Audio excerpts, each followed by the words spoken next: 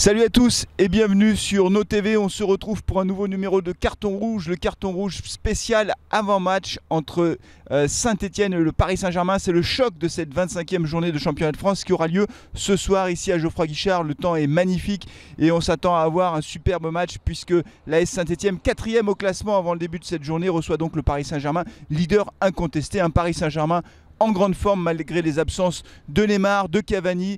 Paris qui s'est imposé cette semaine en Ligue des Champions à Manchester et qui a été extrêmement convaincant sur le plan du jeu. Et autant dire que pour Saint-Etienne, ce sera une mission très difficile. Ce soir, je vous rappelle que le PSG n'a perdu qu'un match jusqu'à présent. Et pour les Verts, au fond, l'enjeu il est absolument essentiel puisque vous l'avez sans doute vu, Marseille a gagné, Lyon a gagné. Et donc les Stéphanois sont obligés également de s'imposer s'ils veulent rester dans le haut du classement, en lutte pour les places européennes, pour la Ligue des Champions, pour l'Europa League. Et donc c'est un match avec un enjeu particulier pour les Stéphanois, au-delà du fait que cette victoire pourrait évidemment apporter du prestige à l'AS Saint-Etienne, montrer que les Stéphanois s'imposent aussi face aux grandes équipes. Et ben c'est sur le plan du classement que l'enjeu est le plus important. Il faut gagner, réussir à avoir 43 points parce qu'encore une fois Marseille se rapproche à grands pas. Marseille qui reste sur 3 victoires consécutives. Et donc pour les Stéphanois, il faut absolument enchaîner après la victoire cette semaine face à Strasbourg. Alors sur le plan tactique, on verra comment Jean-Louis Gasset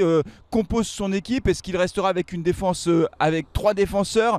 Vous savez, si vous me suivez sur Carton Rouge et sur Nos TV, que cette défense à 3 me fait un petit peu peur, surtout face à des attaquants comme Mbappé et Di Maria qui sont hyper rapides. Nous, notre défense centrale est un peu lente avec Subotic et Loïc Perrin. Et puis on verra également si Gasset va titulariser de nouveau Robert Berić. Robert Berić qui, je vous le rappelle, a été titularisé face à Strasbourg. Il a marqué et il a fait une passe décisive. Autant dire que l'attaquant slovène a marqué des points face à Strasbourg et on verra si Jean-Louis Gasset le reconduit à la pointe de l'attaque avec Kazri. Moi je trouve qu'ils forment un excellent duo. On verra tout ça ce soir et puis bien sûr on se retrouvera pour le live en direct sur la chaîne YouTube de Nos TV. On commentera le match ensemble et on pourra échanger sur à la fois la tactique et puis sur le déroulé du match bien sûr. Et après le match, comme à chaque fois, on fera le débrief. Alors merci beaucoup de me suivre, merci de vous abonner à la chaîne et puis également je vous dis à très bientôt et puis surtout à ce soir, à tout à l'heure. Salut à tous.